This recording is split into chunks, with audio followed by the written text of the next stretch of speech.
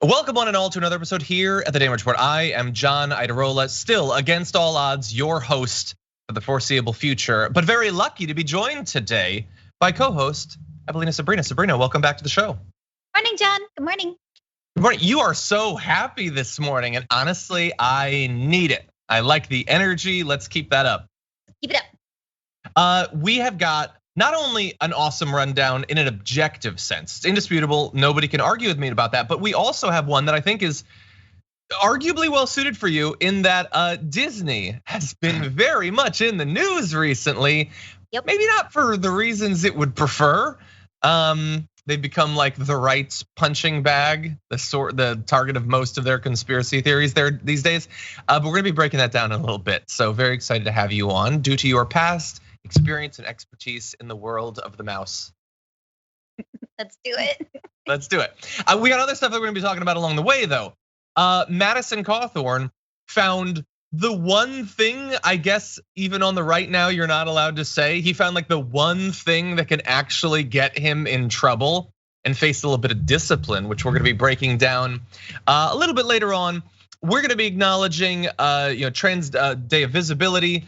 The right has been doing it too, not in a good way though, and so we're gonna be identifying some of their attacks.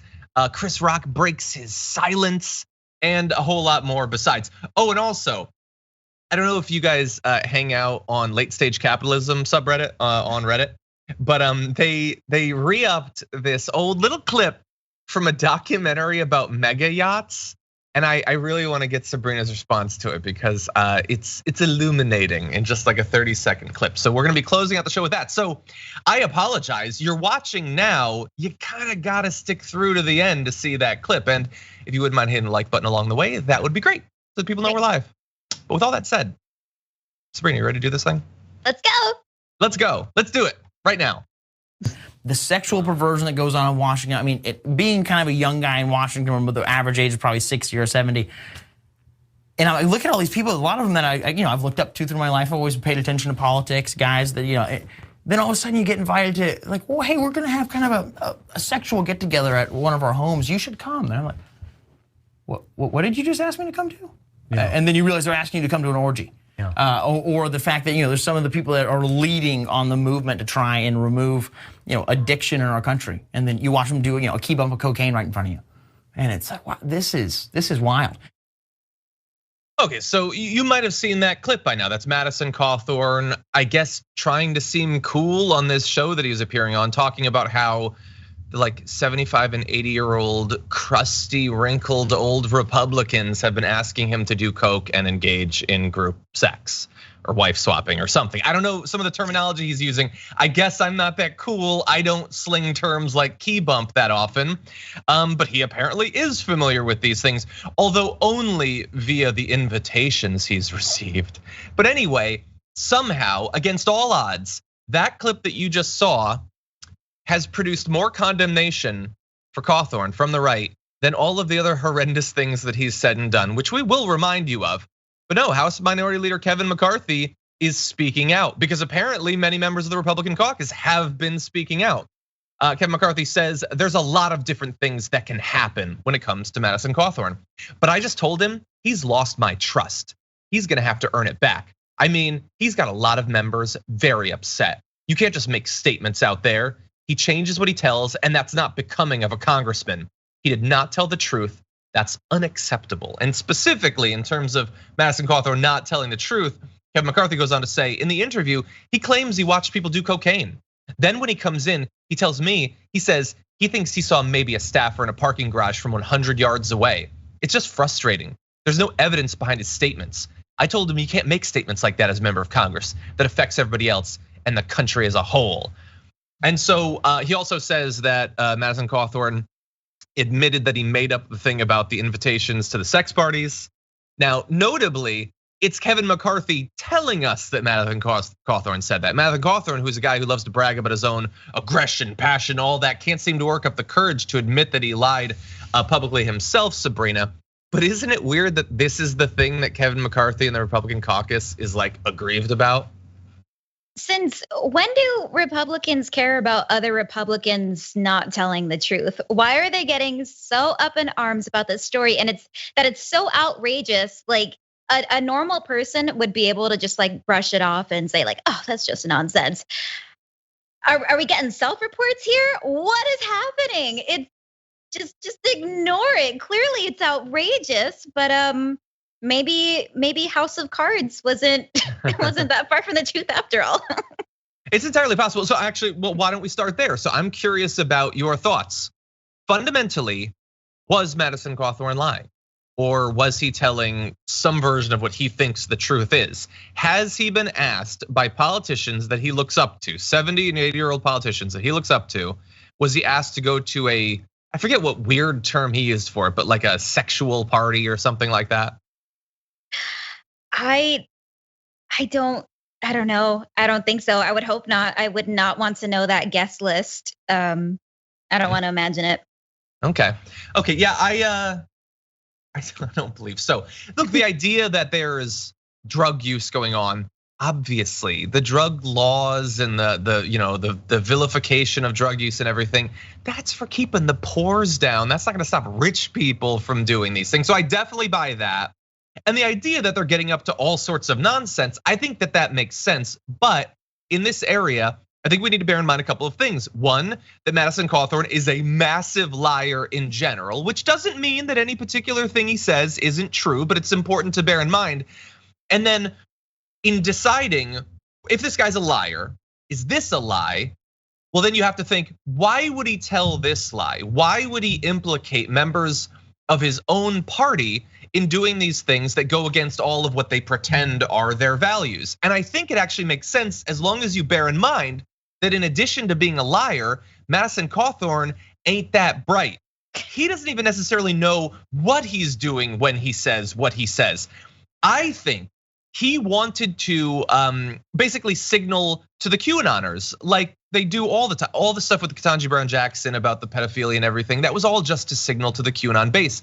I think he liked the idea of saying there are elite sex parties going on because that's a QAnon thing.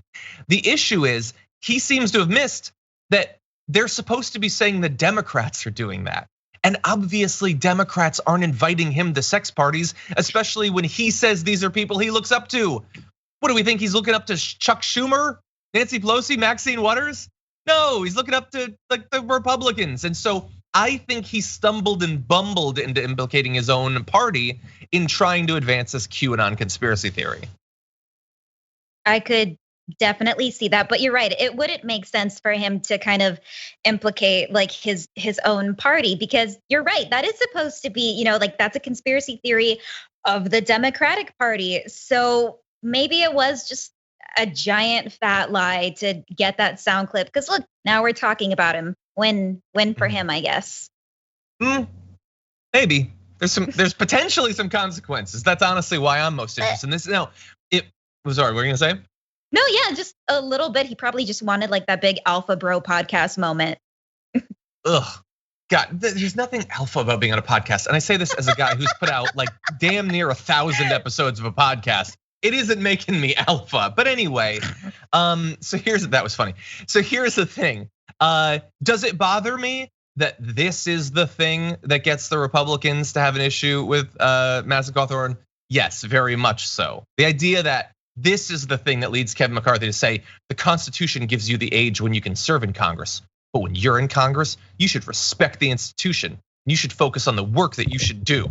He said that about the Coke flesh pit thing, not about, when Mr. Cawthorn like a week ago called Volodymyr Zelensky of Ukraine a thug and his country incredibly evil as it's being invaded.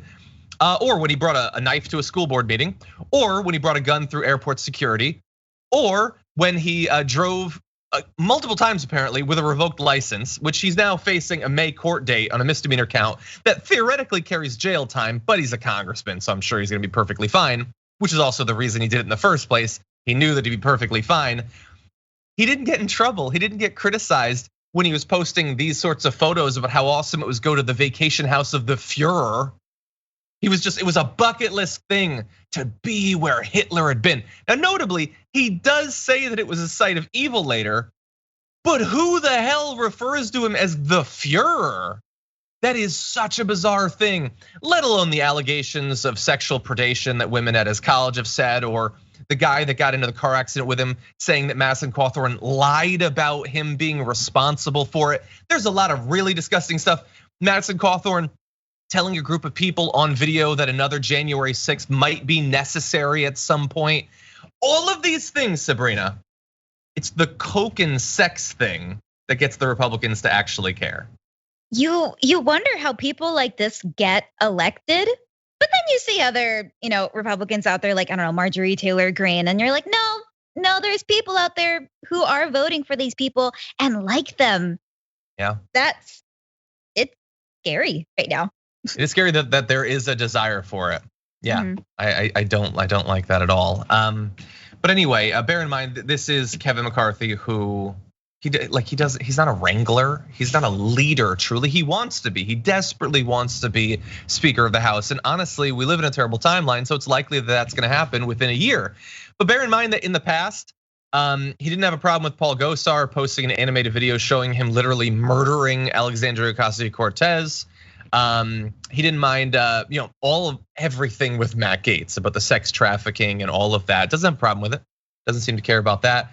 Marjorie Taylor Greene, when she spoke at a white supremacist conference, he was kind of against that a little bit, but he's been against any consequences for her from the beginning, up to and including when she was thrown off of her committees. And if they do take power in these midterm elections, which they're likely to do because the Democrats are garbage, she's going to be back on her committees at that point. And so this guy is not a leader. Even if right now it looks like he's finally taking some responsibility for his caucus, first of all, there's been criticism, but no actual consequences. He's not censuring him even, and even that is just words. And even then, it's only because he was criticizing Republicans, and Republicans are worried that their wives are gonna be questioning them about going to sex parties and stuff like that. This is not about respect for the institution or upholding your ethical obligations as a congressman. It's none of that. He made things a little bit hard for the Republicans. And for that, he gets a minimal amount of criticism, and then they're gonna be moving on. I know you were having some tech problems, Sabrina. I don't know how much of that you actually heard, but. No, I heard it all. Okay. Yeah, I'm looking forward to his future. Like you said, I don't think that he's actually gonna have any real consequences from this. Maybe a little backlash, this week in the media, but for his career, probably not. Yeah. By the way, some people in his area seem like they're turning against him, although it is in the context of a contested primary. So bear that in mind. First of all, I had not known this. I think this is fascinating. So he represents a particular congressional district. He had been in the run-up to this congressional cycle considering switching to a different district, with the reason being, or at least the theory is, that it was a bigger media market. So if he were to run in it, and if he were to be a congressman there, then in the future, if he were to do some sort of statewide run, that would be a bigger launching pad for that. But then there was some redistricting issues like around the census. And so he has to come back now to his old district. And so if I were a person living there, I would kind of have a problem with that. The fact that this guy who spends all of his time going on podcasts and doing Instagram posts didn't even want to continue to represent me, but now he has to, so he comes crawling back because the one he was interested in is gonna be more democratic and he's scared of getting his ass whooped. So I don't know, the whole thing just seems bad. The New York Times now profiling people like this guy, John Harper, he was at a Republican event in Mr. Cawthorn's district, who said, I voted for Madison, but I think I'll pass now because of integrity issues.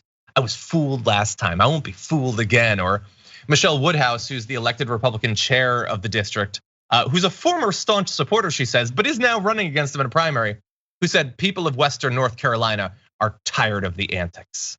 And in fact, there are 7 Republican challengers in this primary. Thus far, they haven't raised significant money, and he's still at like, I think 52% in the most recent poll of likely Republican voters. So he's still doing okay. It's really, I think, gonna come down to how sustained is this criticism? Do a lot of Republicans get involved to try to get this wild card out of the picture? Tom Tillis is supporting one of his primary challengers, but so far you haven't seen like Kevin McCarthy moving in that direction, let alone Donald Trump, who still apparently loves Madison Cawthorn. Yeah, I'm not sure. I think that we'll see how much time passes between now and the election, and people might just forget that this ever happened. Yeah, that's entirely possible. Yeah, and for Madison Cawthorn, that might be the best consequence.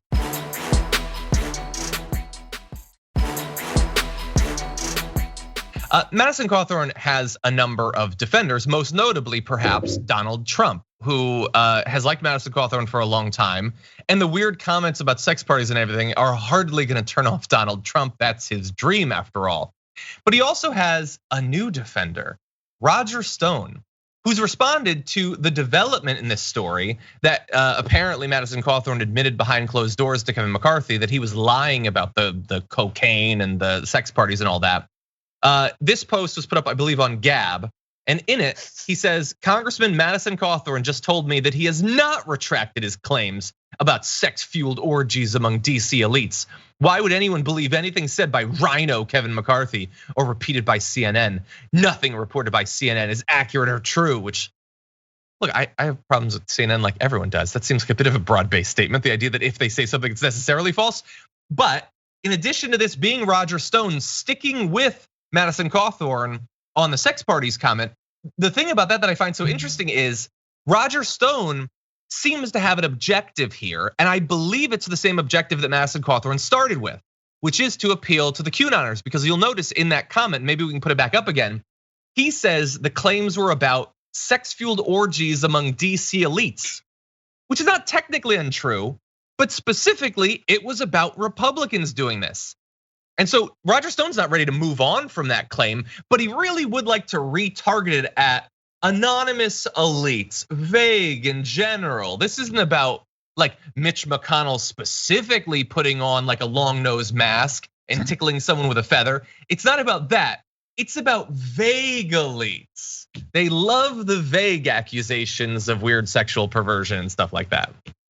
No, absolutely. He's trying to change the story when the highlight of the story is that it is Republican conservatives who are supposedly engaging in this. So I think you're absolutely right that they are trying to muddy the details to appeal to some of these conspiracy theorists, the Q followers.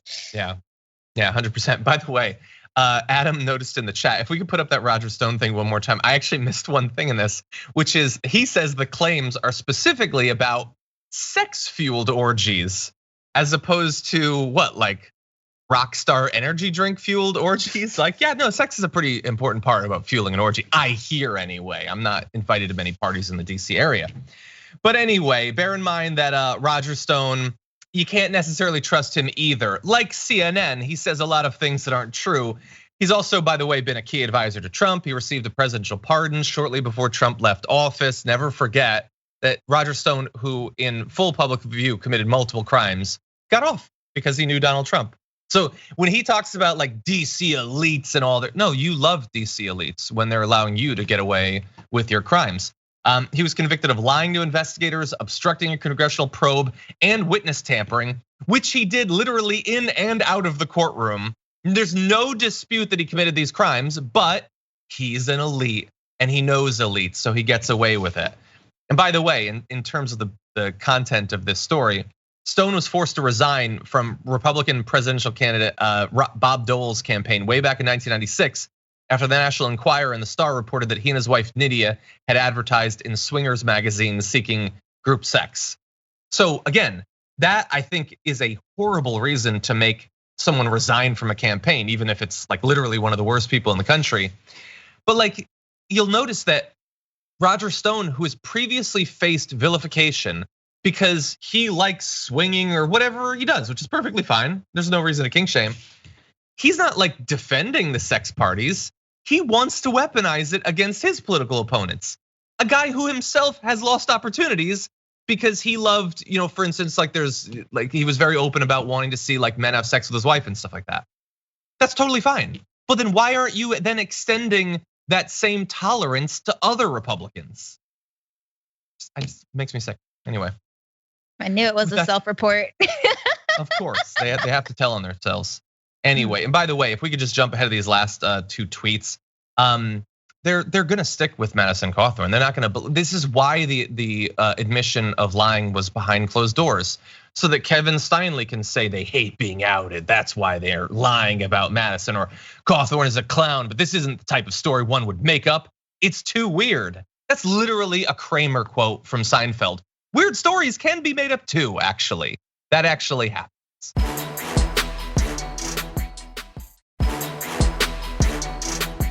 Their main, quote, goal as a company is now to teach kindergartens in Florida that they can, in fact, change their gender just by wishing it so. It makes you wonder if kids in Florida can consent to chemical castration with no parental involvement. If that can be true, what exactly can't they consent to once we set that standard? Disney didn't say, but maybe there's another agenda here. Nor did they explain their fixation on the sexuality of children. But it's worth pointing out that 4 Disney employees were just busted in a major human trafficking sting, including one employee who allegedly sent sexually explicit texts to a detective posing as a 14-year-old.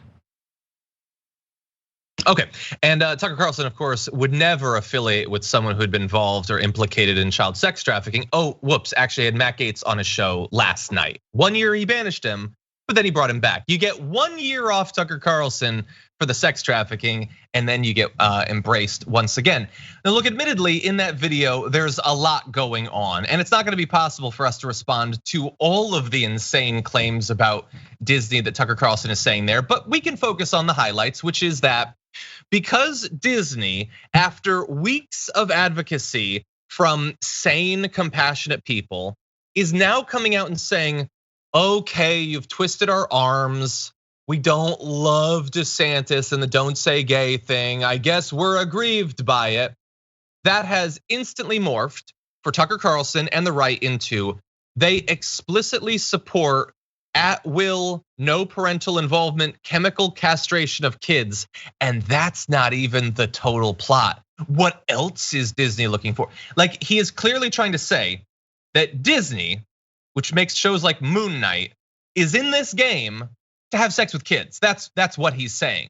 They're groomers because everyone that the right disagrees with is now a pedophile. That is how this game is played. They have so dumbed down their base that they have gotten them to accept a worldview where anyone who disagrees with you about literally anything obviously has to be the most evil person in the world. And what does the most evil person in the world want to do? Have sex with kids, possibly cannibalize them as well.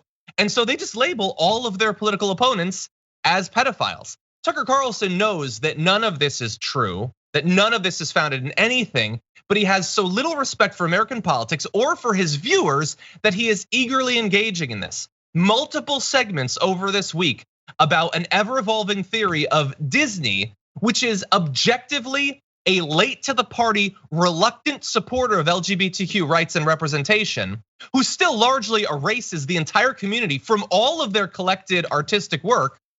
Now they are the sex criminals, Sabrina. Now I understand you're not much of a fan of Disney in a lot of different ways, and Disney's done a lot of bad stuff and continues to.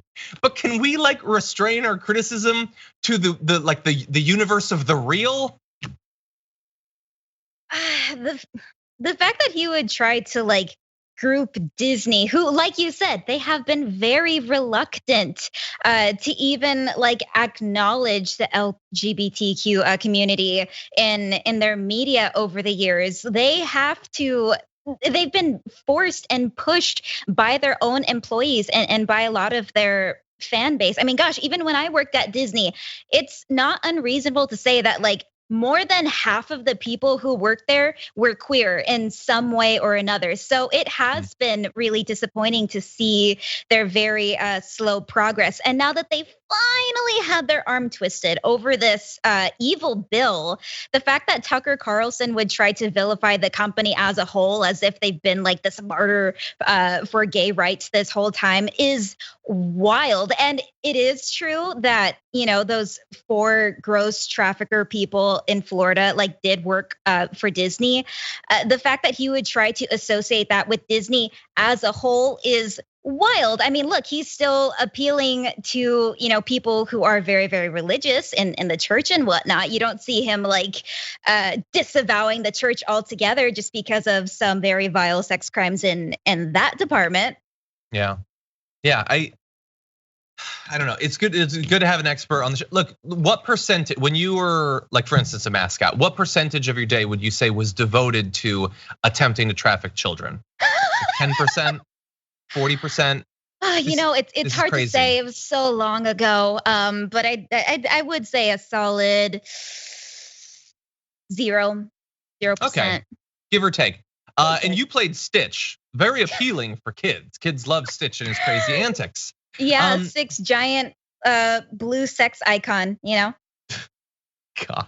Anyway, look, they love this. They love the insanity. Again, they don't talk about crazy things like by accident.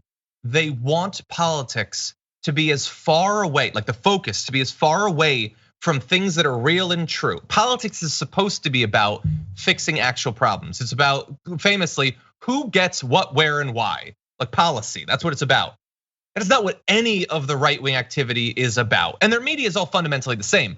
One show might look like Tucker Carlson, one might look like Ben Shapiro. The strategy is exactly the same and the outcome is exactly the same.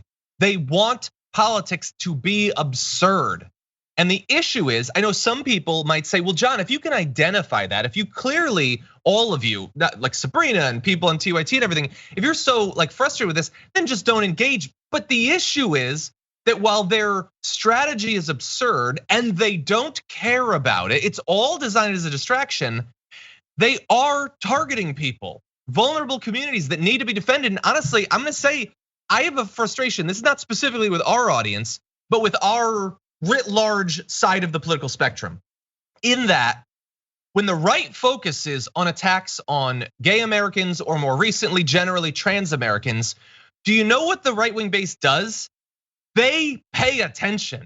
People watch in droves to hear some of the least intelligent, least witty, least funny people in America drone on about conspiracy theories about the trans community. Ben Shapiro is gonna get hundreds of thousands of views attacking the trans community. And this community desperately needs representation and defense. And do you think that the passion of our side measures up to those who are engaged in this years-long, never-ending assault? No, people don't care nearly as much. And that puts us on an uneven playing field that has real-world consequences, rights being stripped away. Ron DeSantis signed the Don't Say Gay bill. We tried to fight against it. We tried to rally people against it. They won on that. And what is the Democratic response? What's the response from our side? Maybe we'll pay attention a little bit. I don't know, politics is kind of boring. Like that's frustrating when you consider the stakes, Sabrina. No, we're gonna get rainbow chalk sidewalks and then they're gonna be scrubbed away once, Pride Month is over, as we've been seeing over the last few years. And also happy Trans Day of Visibility, everybody. Yes. Yeah, and we're gonna focus on a little bit on some of the good news, but we're gonna put it in context. The good news is more like that chalk rainbow in effect, in some ways, than it is here, where literally entire communities are being written out of existence, out of acknowledgement. And why? Ron DeSantis does not lose sleep over gay 4-year-olds. This is a ruse. It is a ruse to protect the rich from accountability, because a right-wing base that is constantly frothing at the mouth over groomers is not paying attention to the fact that the rich in this country are getting away with murder. They're not paying attention to the fact that their wages never, like forget about the inflation now, never keep up with inflation. They lose ground every single year. The odds of them being able to own a house continually slip away with every year that passes by. Student loan debt piles up. Your ability to afford health insurance becomes more and more difficult. But how are you gonna pay attention to all that when you're so angry about trans swimmers in high schools? That is the obvious, transparent strategy. And it is so difficult to get people to acknowledge it because they, by design, are targeting issues that play into the most primal base and in many cases, disgusting emotions that humans experience.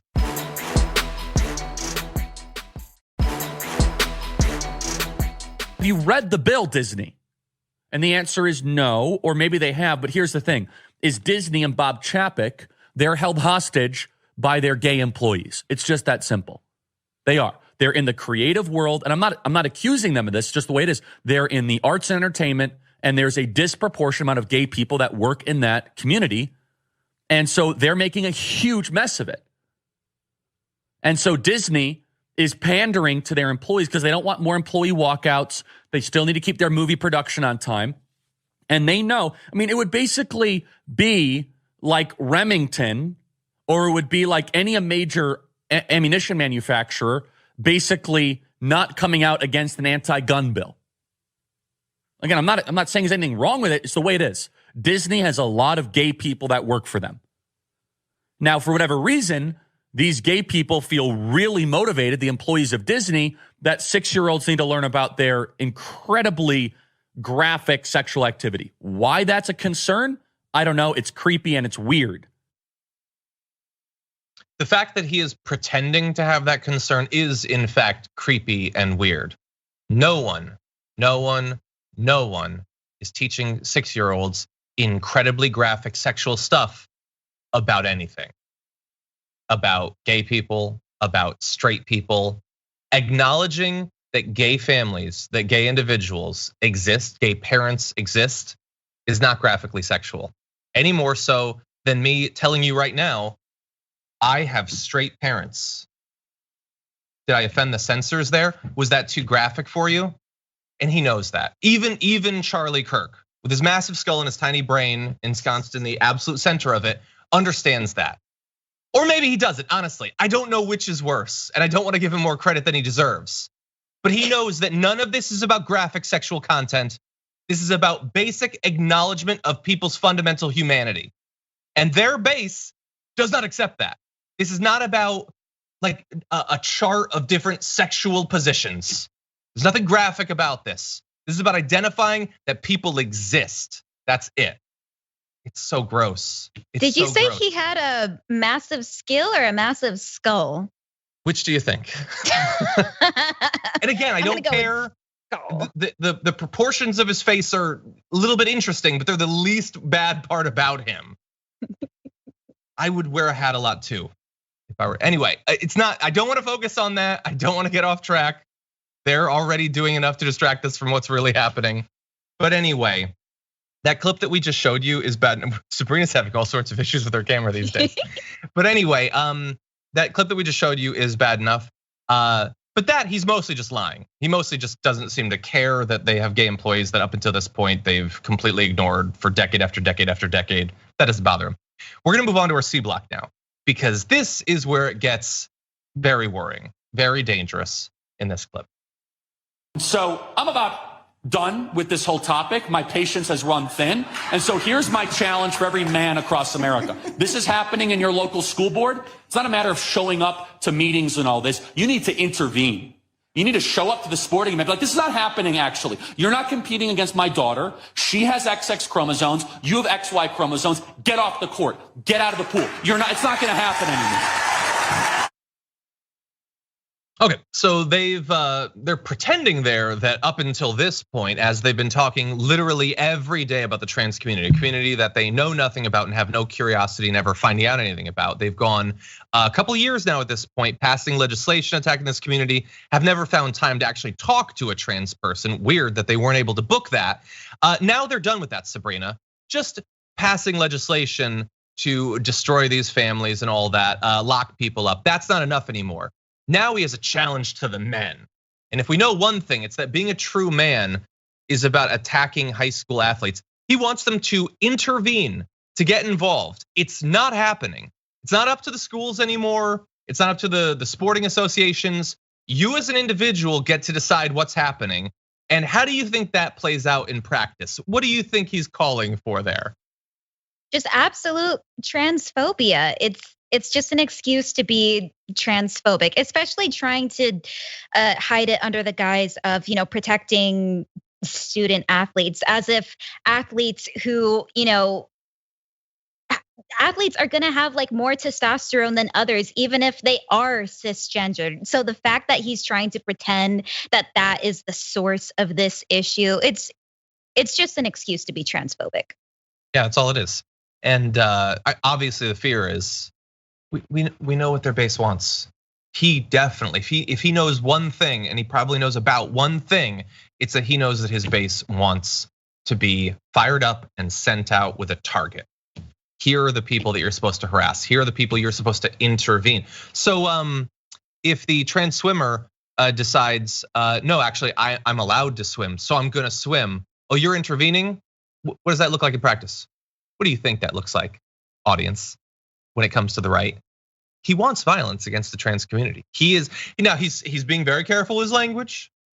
I'm just saying intervene.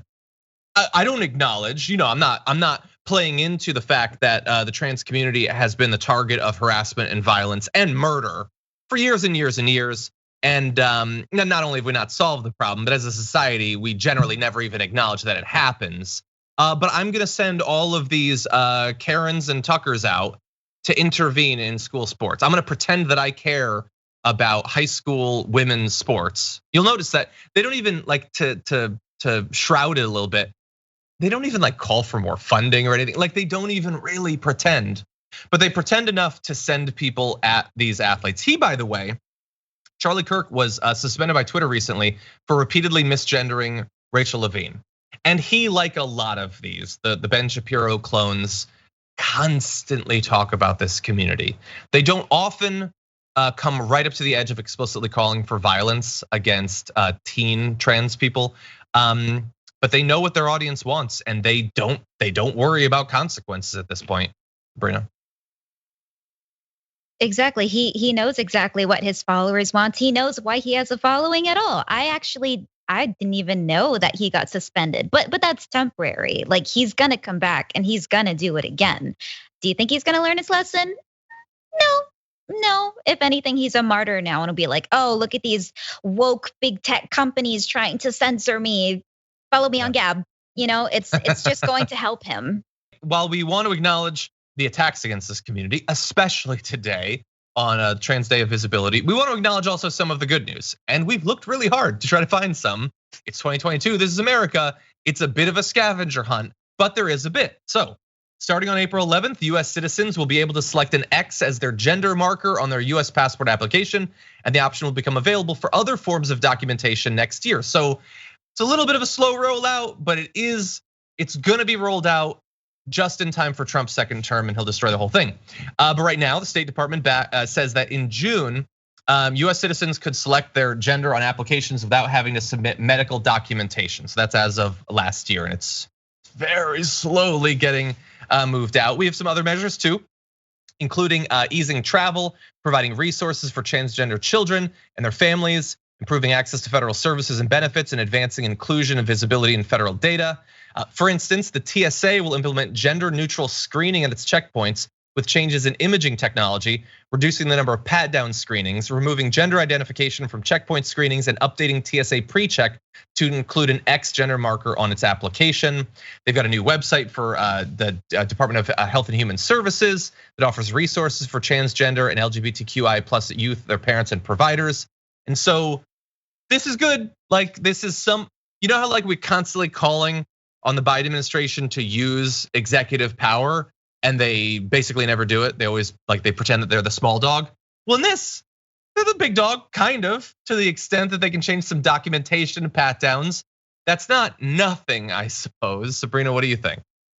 I mean, I especially like that last point of having like gender neutral pat downs. Yeah, I think nobody likes having that done to them by TSA. So if it changes the way that they do that a little bit, I think that's good for everybody all around, but especially for our trans folks out there as well. Exactly. Look, I'm not a member of the trans community. I will leave it up to them to decide how you balance these sorts of limited administrative bureaucratic things against the all-out assault. But anyway, there's a little bit more representation too. Elliot Page recently tweeted, so his character on the Umbrella Academy is going to come out as be revealed as trans in the upcoming season. I also just happened, it was linked on that, but Elliot said that wearing his Oscars 2022 tux was pure trans joy. And I know that even identifying these things in light of how much is being done on the other side is a very unbalanced scale, but we're trying. We are gonna go to our second break. We come back, we got lots more fun stuff to talk about, so stick around.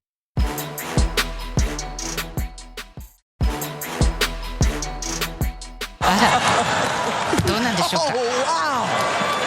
Wow. Will Smith just smacked the shit out of me.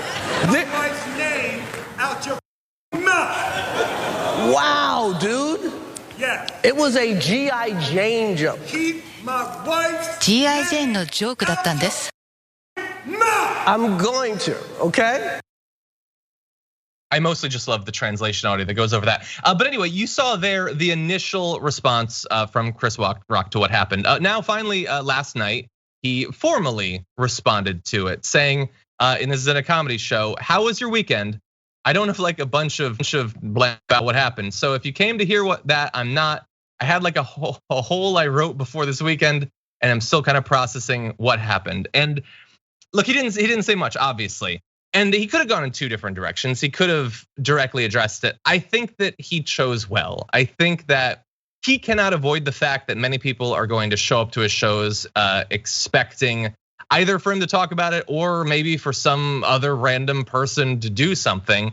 But I think that him talking about it less is probably the best effect that he can have on this. What do you think, Sabrina? I mean, yeah, I'd be curious to see what he finally does end up saying. Obviously, Will should not have smacked him like that, and then he can talk about it whenever he wants. But also, the joke kind of wasn't that. It wasn't even that funny. Man, you got smacked by Will Smith, and it wasn't even that funny, guy. But next time, make it worth it. You're saying? Well, I mean, these award shows, like they'll have people like comedians like Ricky Gervais, and he'll go up there and say much worse stuff. And we've never seen somebody, do that, know? Yeah, look, I don't expect him to talk much more about it publicly. I am sure it is a complicated mix of emotions that he must have been feeling in the immediate moment. I'm sure he hates his involvement in this. This is not what his appearance on the Oscars or his comedy is supposed to be about. The whole thing is just icky. I think a lot of people experience that. But there's one other part of this I want to talk about, and that is that after initially the Academy and all that not getting involved at all, they're now, I'm gonna jump ahead, saying that they're gonna be basically investigating him. Not Chris Rock, Will Smith. 15 days notice regarding his violations and sanctions. He might potentially be suspended or face expulsion from the Academy. And obviously, it's not up to a lot of people what happens in terms of the consequences, least of all me. I kind of want them to not do anything. Is that wrong? Like, I know I don't like what he did. I think a lot of people don't like what he did, but I kind of feel like, and I get that we're still talking about it, but like, I kind of feel like in terms of official stuff, it would be best to just move on.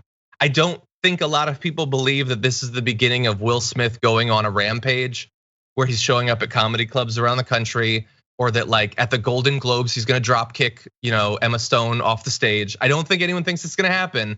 And so while I generally am the person calling for more consequences in America, I kind of feel like it's not necessary here, but what do you think?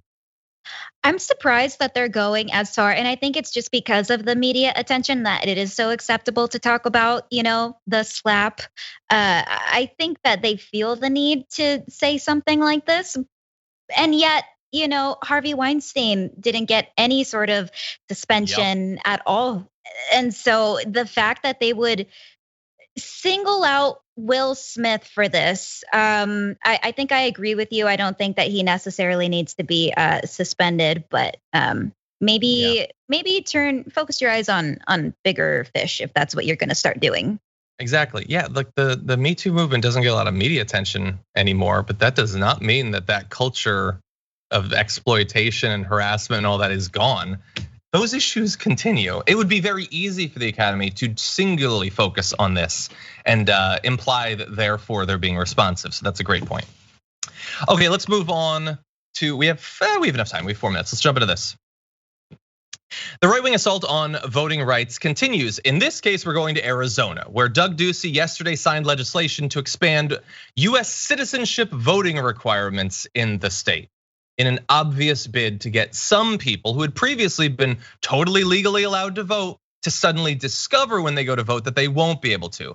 So Ducey disputed testimony from local officials and voting rights advocates who say an unknown number of voters, predominantly older, longtime Arizona residents, will be purged from the state's voter rolls because the last time they registered to vote, there was no requirement to provide proof of citizenship.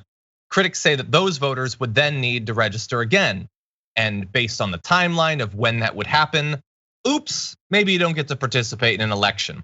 One estimate, by the way, of how many people might be affected by this and have their ability to vote stripped away puts it as high as 192,000 voters.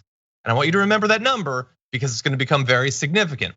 But by the way, let's also note that while we're focusing on the citizenship thing, Ducey also signed, according to Greg Price, a 15-week abortion ban, legislation, quote unquote, protecting the integrity of girls' sports, a bill banning gender assignment surgeries for minors, and then the bill requiring proof of citizenship on voter registration forms. Now, this guy, Greg Price, is a big fan of all these moves. To give you an idea of who he is, his Twitter profile says that God is real and dudes rock. So he's one of those guys. But anyway, all of those pieces of legislation, horrible. It is difficult to keep pace with all the terrible legislation being passed in states around this country. But on the citizenship thing, that estimate of 192,000 votes, think about what effect that will have in an election. Maybe a close election, maybe a close presidential election, like the last one, where Joe Biden won by 10,000 votes. Think about how close some of these are. And do you think that that escapes them, that they don't know that, oops, maybe some of these older voters, maybe we ran the numbers and we found that they had shifted a lot towards the Democrats. I mean, after all, if you put up that last graphic again, you can see that the state has been trending towards the Democrats. It was R+9 back in 2008. It is still gonna be very tight this next time around. And so this is not the only voter suppression bill that they've passed in Arizona. Maybe we'll have time to talk about a few others. But this could by itself, again, be enough to throw a close election, Sabrina. As if registering to vote isn't complicated enough, but I think they're gonna be shooting themselves a little bit in the foot here because a lot of older people, a lot of seniors are gonna find that they're going to be unregistered to vote. And they're probably not gonna get registered in time when they try to vote again. Especially in a state like Arizona, I think that they're gonna shoot themselves in the foot a little bit. But yeah, overall, why are they making it more complicated than it needs to be? I think we already know why. It sucks. I think we do, yeah. And by the way, while there is no way that they would have passed this if they had not run some sort of statistical analysis that led them to believe that it would hurt Democrats more, if you're a conservative, if you're a Republican watching this, you also know it's gonna disenfranchise some Republicans. Not enough for the Republicans to not do it, and they don't care that some Republicans who might have been voting for them for decades at this point will suddenly find that they can't vote. They don't care about that because they don't care about democracy. They'll strip away your right to vote as long as at the same time it strips two Democrats' rights away. So bear that in mind too. By the way, the craziness of some of this bill is we don't know exactly when it's gonna take effect. It is possible that you could successfully vote in the primary this year, and then when you try to vote in the general, find out that you can't. This is insanity. This is insanity, and it's happening in states around the country. And where are the Democrats? Asleep. They're not doing anything to protect your right to vote. Anyway, with all that said, that is the end of the first hour. If you've been listening on the podcast or on the linear platforms, thank you so much for joining us. But that's not all. If you're on the members section or on Twitch or on YouTube, Sabrina and I have got a number of other stories we're gonna talk about. We're gonna take a short break, but don't go anywhere because we'll be back in just a few. Barkley says, Sabrina's here. Oh, we definitely trashing on Disney today. No, you're a Disney adult, aren't you? You still love it. I think Sabrina has been frozen on a look of disgust from when I called her a Disney adult. I can hear her laughing, but her face is still stuck on it. That is the face of someone who does not want to be affiliated with that damn mouse and his squad.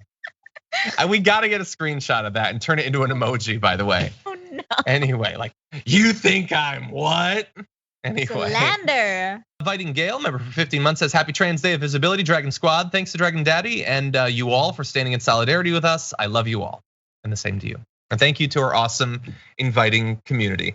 We might, for reasons that say a lot of bad things about American society and human psychology. We may not be as big of a community as like Ben Shapiro's or whatever, but we're inviting, and our politics are not driven by hate. So we have those going for us.